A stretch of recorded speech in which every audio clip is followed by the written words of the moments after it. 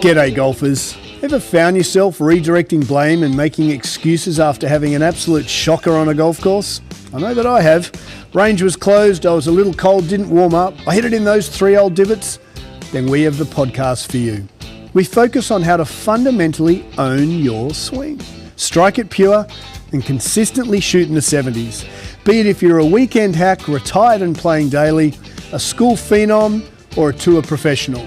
We present and discuss facts and physics pertaining to golf, trying to keep our ego and opinion at bay. We dispel myths such as keep your head down, bend your knees, or my all-time favourite, game improvement irons. So stop drinking that mythical Kool-Aid and have a sip of ours. I think you'll find it both inspiring and refreshing. I'm Scott Young, founder of Swing, PGA professional and ex-tour player. Welcome to Pivot the Path. G'day golfers and welcome to Pivot the Path. Our improvement pivot point is practice with intent. Christian, this one is for you. Last night you came in here and practiced without intent and we had a great chat, and tomorrow you will come in and practice with intent. So our improvement pivot point, a bit more seriously, is to always practice with a goal. And so that's a lot about who your personality is, but sometimes life gets in the way. And we realize that. And so what Swing is a reminder to always have a goal, always have a mission, practice with intent, because life is the main reason why people are inconsistent with golf, because shit happens. And so our practice is to really keep it methodical and simple. News from the fairways. Well, we could go on and on. I could talk to you for days about cricket. I love cricket. It's like that guy in that movie, 40-Year-Old Version. I love Lamp. I love cricket. Test cricket only. Don't watch one days. Anyway, Australia Ashes, Australia versus England in the Ashes, and we won the first test, and the England batting lineup were a little bit ill-disciplined. Second test, top order a little ill-disciplined, but then Joe Root got in there and scored his ton, unbeaten. And we just snuck the second test. Again, England need to improve their discipline in the batting. Australia played very, very well. So third test, Adelaide, here we go. F1, our boy, Oscar, nearly got it done. Came third in this year's Drivers' Championship. Congratulations, Lando. Max won the Abu Dhabi Grand Prix, but Lando took the prize away from Max. I think Max has won 4 or 5 in a concession in a year. So Lando, well done you, mate. And then we only had one event. DP Tour returned to Australia with a co-sanctioned Australian Open for the Stonehaven Cup. Stonehaven Cup, the Australian Open, is one of the oldest professional events in the world. And it returned to Royal Melbourne. And Royal Melbourne, for those who haven't played, is a 36 holes where they basically pick out the best 18, east and west. And great track. Fortunate enough to play it many times. It's designed by Dr. Alistair Mackenzie. And Dr. Mackenzie, I actually Googled what was he a doctor of, psychology, or he was actually a medical surgeon. So well done you, in the ball war. Anyway, he designed things like Augusta, New South Wales, my favourite golf course that I've ever been to and played. He designed Royal Melbourne, he designed Victoria Golf Club, he designed Pebble Beach. He's designed a slew of golf courses as a practicing medical doctor, which I thought was pretty cool. And the Stonehaven Cup went to Rasmus Neergaard Petersen, first DP Tour, and got up and down from the ball washer on the 72nd hole to take it away from Cam Smith, who unfortunately had a little 3-whack to not clinch the deal. And before we jump on the bandwagon, here's our reminder and our push to the powers that be to merge LIV and US Tour. Because this is just my opinion of this, just because the LIV guys aren't under the pump as much as, the other world ranking players, I think this is where golf, we're losing out, because we would have loved to have seen Cam just have a 2-putt there, tie, go to a playoff, and have a pretty phenomenal kind of sudden death playoff. And what I'm finding the LIV players occurs is because they're not playing week in, week out with the world's best in a really pressure cooked, hey, I've got to make the cut because I've got to pay rent this week. But it does creep in some poor habits. And so congratulations, Rasmus. First DP tour, that is awesome. Let's get on to our improvement pivot point. So our improvement pivot point is always practice with intent. Golf is not an overly difficult game, but life gets in the way. Physiology, injuries, lack of motion gets in the way of controlling ball flight. So what we wanted to discuss this morning was, how do you actually control your practice session, and how do you practice with intent? So let's get into it. Okay, so again, thanks to the guys at the putting thing. I'm really enjoying this. Now, we've gone down the rabbit hole. I've had the tour aim, I've used lasers, and obviously as these products come out, my job is to critique them. And so what I did with this is I drilled 2 little holes in here and put in a little nut and bolt, because I really like the guardrails when I putt. And so how do I practice with intent? I'm going to take a second to get this thing set up. So what I'm going to do here is I've already put in some holes on the ground so I know where this thing lives. So I put the putting thing in here and I put these little guardrails in. It just makes sure I'm a little more precise. Okay. Now, it's really important that we don't waste your time when you're putting. Okay, so what I did was, I've got the putting thing, I've drilled my little holes, so now I can put these 2 white rails in. Now, if I don't line this up correctly, then I'm not going to practice my stroke. Remember, we got 4 kids, Rosie and I both work, we've got a million things going on, so the time I want to spend putting, I want to be efficient. So I'm going to make sure my little 3rd arrow points exactly through the mousetrap. All right, we want to make sure that I'm practicing with intent. I'm going to tell you this is very, very difficult. I'm putting on number 4 here, and I do find this very, very difficult. This is an excellent way to practice your putting. Remember, the whole idea of this game is that if you can control the process, as you see on social media Putt View, which is this floor that moves and it's got arrows, it's been my experience that most golfers who cross our orbit actually can't align 6 feet straight with a putter face pointing to the target line and their body parallel left. And they very rarely return the club to square. So what swing is about is controlling the process. One can't learn to hit a bending left to right, right to left putt until they can hit it straight. So what this looks like is I'm going to plumb bulb this to make sure I'm square. That looks pretty good. We're going to make sure and double down that the putting thing is actually square to where I'm trying to hit the golf ball, right? And then I'm going to take a little bit of time, it looks a little that way, and then I'm going to take a little bit of time to go through my process. Now, when I'm practicing technique, there's no pre-shot routines, right? We're just trying to get a feel. So for me, I know that if I return certain parts of my body to where they started, I'm going to putt really well. For me, it's just my opinion.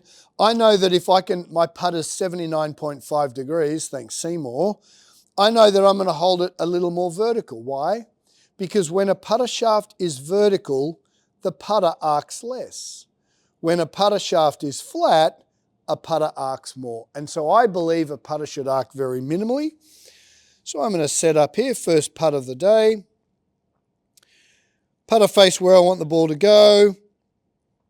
Tuck my tailbone. I like nice long arms. And then for me, it's all about alignment. What the 4 does, it hits the ball. So if I don't align this putter face absolutely perfect, what this does, and why this thing's so brilliant, is I can make these little notches less or more, and it's basically about a ball width. This thing is truly fantastic to ensure that I'm returning the putter face to where I started and the putter face points to where you want to start the putt. So align and practice with intention. Make sure that you actually have something that's controlling your alignment. The putting thing's brilliant to ensure that you control your stroke. And the mouse hole ensures that you actually start the ball on the intended target line. And so with your putting, I wouldn't start practicing all these big putts unless you can hit 10 of these in a row, right? With your putting, make sure that your putter face and your putter shaft is nice and upright. Always practice with intent. I do see some of our members who come in, and for instance, I've got 3 dots, 5 different arcs, and they'll just randomly, instead of having the ball on one dot and then aligning to the second dot to ensure that we've got good alignment, they'll kind of roll a ball here. Now, again, as I look at camera here, I can have poor alignment and really flip my wrists. I can hole a putt with terrible technique, but the human brain will get positive feedback saying, hey, do that again because you just hold it. Well, no, don't do that again because I use my wrists. Make sure you've got some structure. Take a little bit of time to set this up, because if you set up the putting thing incorrectly, you'll practice incorrectly. Always practice with intent, right? Just make sure your alignment's pretty solid with your putting. And then from there, once you've got 10 in a row here with a static environment, then sure, practice different putts. So I'm going to go static environment, work on my technique. I'm then going to do 5 in a row, and then I'll take all the dots away and I'll actually just start putting on my own with a full routine. No routine, little bit of routine, and then when you're putting on your own, full routine. Okay, practice with intent. So let's play a little short game shot. Let's pretend I've got a little bit of dead green here. I've got to land it over this bit of grass, and I'm going for this first hole, okay? So what that looks like is the first thing I'm going to do is work out what bounce I need. So I'm going to go to my low bounce golf club, okay? And then I'm going to practice the shot that I'm about to play. So just for the camera here, I'm going to play it perpendicular. So I'm going to play it away from what I'm trying to do, just so you can see what I'm doing. So the first thing I'm going to do is make sure for this particular shot, to me this is a sternum behind, little ground first chip shot. Create a practice swing, create, walk in, replicate. Beautiful high little chip shot. I'm going to have 4 or 5 where I'm going to stay in the one position and then I'm going to play the chip shot. So I'm working on my technique. Always practice with intent. So here I'm working on my little ground first flop shot. Create, create, replicate. Chin doesn't move. Okay, beautiful little flop shot. Create, create, replicate. Ground first. All right, now, Velcro off. How am I going to take that? How am I going to take that to the game situation? Now I'm going to grab a Pro V, right? They were just range balls, because I'm working on my technique. What's that technique? I flip the club on this one and I keep the face to the sky. It's not a hinge like a chip and run. It's a little ground first flop shot. Now what I'm going to do is go through the process. Now I'm going to take it to a course. Now when I'm chipping, I might have 4 or 5 balls where I'm practicing the little shot, one after the other, after the other. So after you've played your 5 little chip shots in a static environment, right? 5 balls, play the same chip shot, then we've got to put yourself under pressure. So I might say, hey, I'm not going to grab lunch until I get up and down here. So then it's Velcro on, switch on. For this particular shot, if I look at camera, I'm going to play this with my sternum about an inch behind the ball. I want to hit ground first. I'm going to use Pro Vs, or the ball I'm using when I play golf. Okay, so after I've practiced my little, whether it's a chip and run, whether it's a little flop shot, right, now I'm going to put myself under pressure. So it's Velcro on, switch on. Now I'm going to actually say to myself, right, I've got to get up and down maybe 5 times in a row before I go have lunch. So I'm just going to land it just on the edge of this dark green, and I've got to get up and down, so 1 chip, 1 putt to this front right hole. Okay, so again, Velcro on, switch on, routine.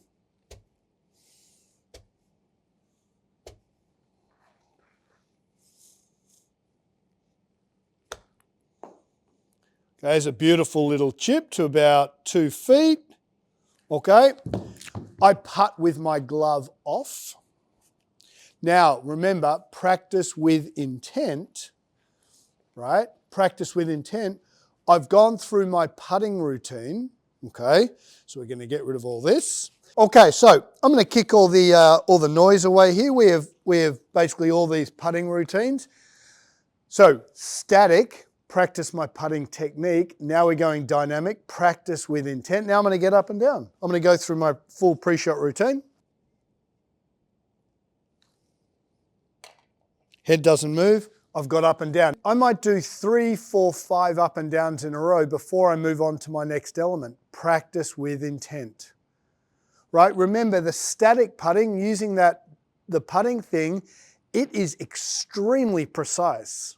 It doesn't matter how long you take to work on that putting thing. Remember, we can miss it a little more because the hole's so wide. That putting thing is fantastic when you've got your alignment rods, right? And so our job is to practice statically, but then practice your up and down game. You must have one chip, one putt. Do a flop shot, chip and run. You've got to make sure that you're practicing with intent. Okay, so what are we saying practice with intent? We're saying create some structure, and you can do this very simply. You don't need all the fancy technology, really simply. So as we practice, I'm going to hit a bucket load of 7, 8, and 9 irons. Why? Because golf is really simple. If I use the arrow, let's put the driver on the ground for the tip.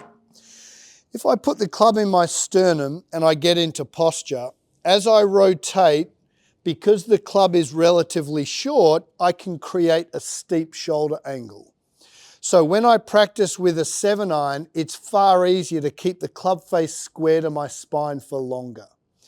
The problem when you hit the big guy, the driver, is because it's a longer golf club, now I'm going to stand a little more upright. And as I rotate, the face will open. Driver is a fundamentally more difficult club to keep the face less than path, period. Why? Because the length of the driver, my torso has to be a little more upright. I will naturally cause open face rotation with a driver, more so than a 7 iron.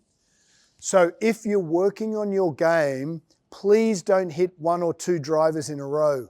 Work on your game with 7 irons and then test it with a driver with full routines. Okay, you might have to change your driver approach a little bit. I certainly do. I've got a slightly different feel with my driver. But try and increase and improve your technique with your 7 iron. Practice with purpose. Shorter clubs are easier to change your technique than longer clubs. The driver, you will tend to hang back and hit up on the ball. Make sure when you tee your driver up, make sure you tee it up so the top of the ball is on top of the driver face, not so high, right? So when you're playing with driver, I always tee the ball very, very low because I want to encourage me to hit down and through. Yes, the long drivers hit up on the ball. Yes, Rory's hitting up on the ball. Majority of the PGA Tour hit down on the golf ball with driver. The big boys, the big bombers don't, but you're not a big bomber. So just try and practice with intent. With our putting, right, make sure you've got different sections. Practice statically, making sure it's really difficult and make sure the ball starts on the target line. Then take some of the guardrails away. Here I've got 5 little white dots, right? So I use one dot to the next dot to the next dot. So as I'm lining up here, I'm pointing my putter face at the dot in front. I'm going to do that 5 times, and I'm going to make sure that I've got this alignment rod to parallel my shoulders. So with my putting, I go from really controlled, using the putting thing and all these alignment rods, to a little less controlled, to then get up and down, chip and putt. All right? Practice with intent. When you're on your game, work on 7, 8, 9 irons. Don't work on technique changes with your driver. Test it with a driver and find a little feel. Why? Always practice with intent. So the limited time you've got to practice away from family, kids and work, you can improve with the limited time you have, right? Practice with intent. So what we do with our community is, because we're all in a local area, by the time they leave their office walking to swing, I make sure our members jump on our app, they look at the videos that we had in our lessons, so by the time they come into swing, they know what I've asked them to do, how to prepare, how to warm up, what they need to do, mobility or stability, and then how to practice. Always practice with intent. We know when you have a golf lesson, if you have 100% of information, 75% of that will go by the next day. So we make sure at Swing, we have videos. And how I structure my teaching is I say my thoughts on what we're working on, and then I always ask, so how do you see this, or how do you interpret this, and make sure we get them on video with their words on the information that we're working on. You should always have your words on your lesson, not the golf pros, right? Because we all interpret differently. So therefore our members walk to Swing, they're looking at their videos and they know what to practice, how to practice. So they always improve, they always leave Swing better than they arrived. Beauty golfers, look, thanks for listening. Remember, you can absolutely own your swing with the work you put into the game off the golf course. In this case, practice with intent. So the very limited time you've got with work and family and life just gets in the way. The limited time you've got to practice, you will practice efficiently. Remember our motto at Swing, we want everyone to leave our boxes better than they arrived. How do they do that? They practice with intent. Make sure you're always practicing to improve rather than go through the motions. And New York City golfers, remember we're hosting a collab down with Jay Lindbergh down in their showroom downtown. All the information's on our Instagram and LinkedIn. We'd love to have you there from 3 till 7 p.m. You can see their fantastic line of golf gear, their ski gear, and their golf shoes are absolutely second to none. So if you're in New York City this coming Wednesday, come and join us. Thanks for listening, and we'll see you next week.